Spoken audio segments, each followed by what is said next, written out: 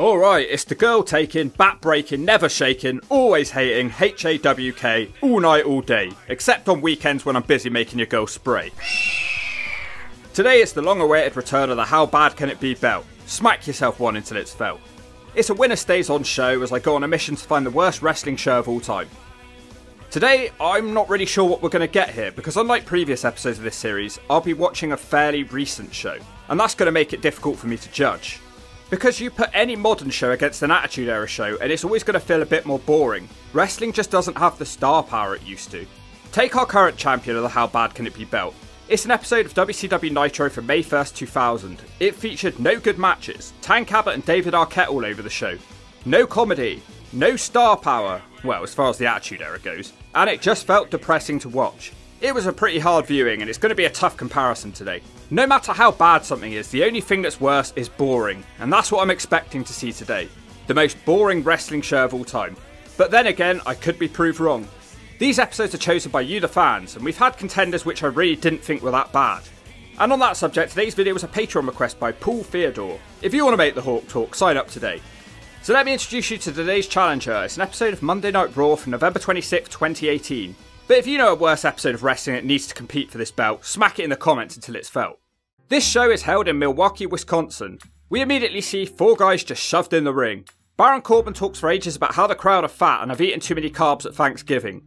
Bobby Lashley speaks for a second and says he's thankful for not being a beta male.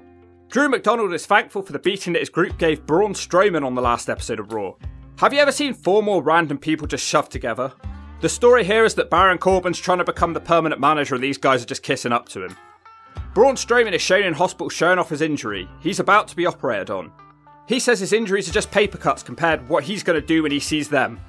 He ends it by saying "get these hands" whilst groaning with pain. The crowd try to have fun chanting "get these hands". Corbin doesn't like fun and tells them that "we get it, shut up". He's on a mission to become the permanent general manager. The lights go out and all you can hear is Corbin desperately screaming "turn on the lights" in a nerdy voice. It's Elias on the ramp with his guitar. He says a whole lot of nothing. He does make me laugh for like a second though when he says Lio Rush would make a better general manager than Corbin, even though it's against child labour laws. He calls Bobby Lashley Bobby Trashley.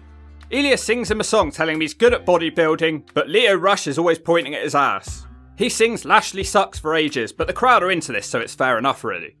Into a match we go with Elias taking on Bobby Lashley. The crowd are still chanting Lashley sucks. Lashley gets the first 2 count on a net breaker. Elias responds with a drop kick through the ropes. Lashley is lectured by his group of random friends to get back in the ring. He does that with a stun gun. He's on top for a while, but it's nothing interesting.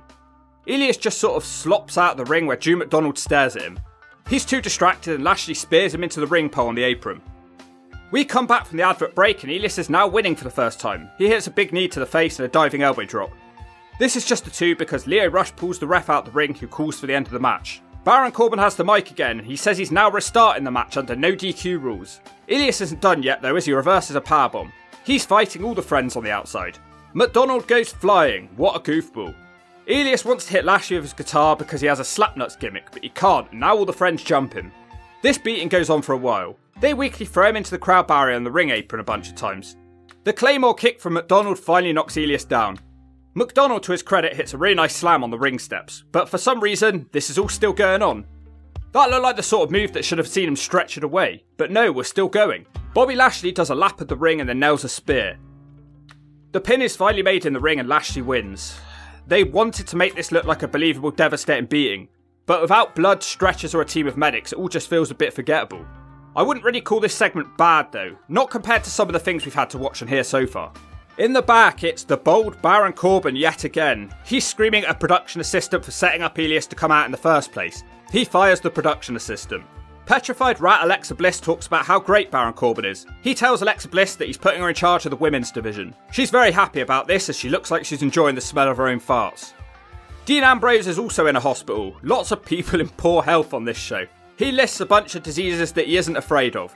The doctor is giving him lots of different jabs. The doctor brings out a bigger needle and says he's going to jab him up the ass. Ambrose continues cutting his promo whilst getting jabbed, threatening Seth Rollins. It's over. The Lucha House Party are here now. This theme music and chanting of Lucha gives me a headache. 2 men make their way out. I can honestly say I've never seen the Revival before, but at least they point out how annoying the Lucha House Party are. Annoyingly, this is going to be a 3-on-2 handicap match.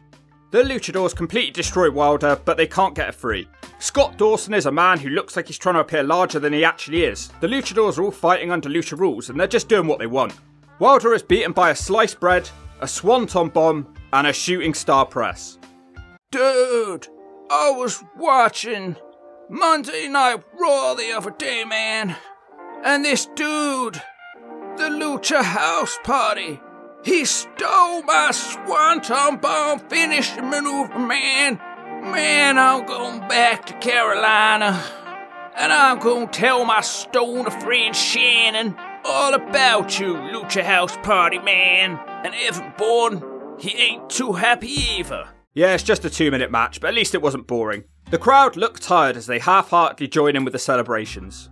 It's a big, long hype package for Lars Sullivan now. This aged well. For those of you who don't know, it was found out that he made a lot of racist and homosexual tweets, and then it was discovered he was in a homosexual porno. Tamina and Nia Jax out now. Her face looks like a melted candle. She cuts an awkward promo about breaking people's faces. I think she should look in the mirror. Tamina looks really bored, or maybe she's trying to figure out why her face is melting in front of her. This has to be one of the worst promos I've ever heard. She keeps doing cringy Ronda Rousey impressions and it goes on and on. Everyone sounds so happy when Ronda Rousey interrupts the painful promo. The crowd really like her. She offers to fight Nia Jax tonight, who makes excuses to get out of it. There's about to be a beatdown on Ronda Rousey, but Neidhart rushes out to make the save. But she in turn is jumped by the Riot Squad. The squad are battled off with ease and nothing happens. If you ask me, the entire segment was pointless. Now it's a recap about how Drake Maverick pissed himself on telly. He cuts a promo whilst the Authors of Pain tried to look tough standing behind the piss pants manager. That very team the Authors of Pain would take on Bobby Roode and Chad Gable now. Drake Maverick steals Bobby Roode's robe during the match, which distracts him. This match is ugly, and it's clunky too. Maverick is now wearing the robe and he's heading up the ramp. Every time I start enjoying any moves in this match, the camera cuts to Drake and the robe. Bobby Roode tries a dive which doesn't work and he's hit with a Scott Hall special, the sack of shit. Now Drake Maverick audio is playing out. He's in a lavatory. He shoves Roode's robe in the toilet and pisses on it, whilst whistling Robert Roode's theme song. This goes on for an awkward amount of time as he starts farting too. Roode is distracted and he's beaten with, for some reason, Beer Money's old finishing move. Wait, this was a tag title match. Sure didn't feel like one. In the back, petrified rat Alexa Bliss is talking to some modern women. God, I hate modern women. I have no idea what any of them said, but I was glad when it finished. Ember Moon tries to bring the energy to a lifeless crowd now. It feels like a waste of time. But before she can do anything, the man with the thinnest face I've ever seen, Finn Balor, talks some nonsense. Kurt Hawkins has teleported into the ring. He has a losing streak gimmick. He's just here to support his friend. Jinder Mahal and his Indian friends are here too, and they will support Alicia Fox. Have I told you how much I hate modern women?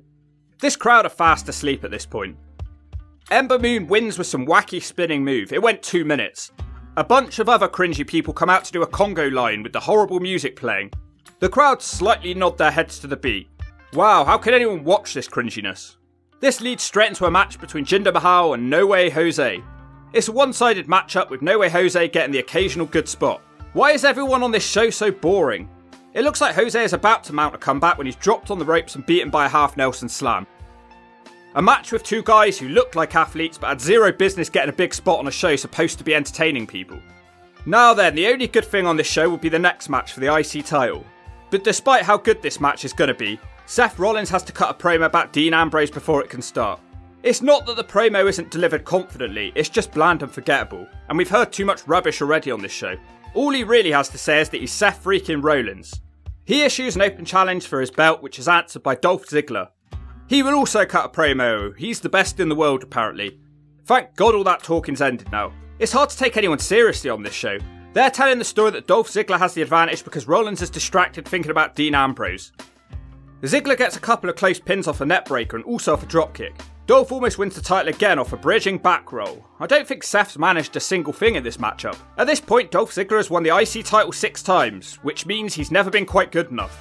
During the break, Rollins comes out from the corner with a clothesline. Yeah, he's actually done something now. Nice Enzuigiri kick from Rollins and he starts hawking up.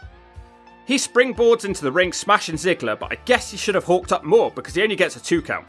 The levels turn up now as Rollins shoves Ziggler off the top, but he misses his frog splash and Ziggler immediately hits him with a Faymaster, which is just a 2. Ziggler looks for his finisher, which is blocked. Rollins picks him up again, but yet again he's countered into a roll-up. Seth Rollins immediately tries to kick him in the face, which is missed, and here's a sleeper hold now. That's not on for long either, because Rollins falls backwards on top of Dolph. The crowd have finally woken up now as Rollins boots Dolph in the face. Rollins hawks up again. He's trying to set up for the stomp, which Dolph keeps dodging, and it's a zigzag. No, that's just a 2 count for Dolph. The crowd chant, "This is awesome." Dolph starts tuning up the band, which is a waste of time as Seth Rollins can't even make it back up to his feet. Dolph yells in his face. Seth's playing possum and he almost rolls up Ziggler. Dolph Ziggler smashes him straight back down for DDT as soon as he gets up. Ziggler's getting desperate now and he thinks about a dive. Out of nowhere, Seth springs to the top rope to connect with a superplex, straight into a Falcon Arrow, and that's the 3. Beautiful ending and a fun match. I don't think any wrestling show of a match this good can reasonably be called the worst of all time. Completely random observation, but wow, the theme music really sucks at this point in time. What happened to all the memorable tracks? It's now just people with generic guitar riffs at this point. Pet Rat out now. She has a suit jacket on because she's a very important lady. She tells the crowd that she's in charge of the women's division, as if they care about that. Sasha Banks and Bayley come out now to join her. They are doing an open forum about women's wrestling. Why? They talk to people in the crowd. An extra ginger Ronda Rousey lookalike asked what they would change if they were in charge of the women's division. Sasha says that she'd ship Alexa Bliss back to SmackDown. They're arguing and talking over each other. The crowd are back to being fully silent at this point. Mickie James and some other women randomly jump them. So for the second time today, it's a bunch of random women's wrestlers brawling. But it's different women this time. I feel like I have deja vu. Sasha and Bayley fight them off anyway, so it was a waste of time. The main event is Finn Balor going at Baron Corbin. Doesn't exactly scream main event to you, does it? Baron Corbin keeps trying to get a count-out win, but he can't manage it. Balor really struggles to get into the ring for the first part of this match. The bigger man seems to be outspeeding the smaller man.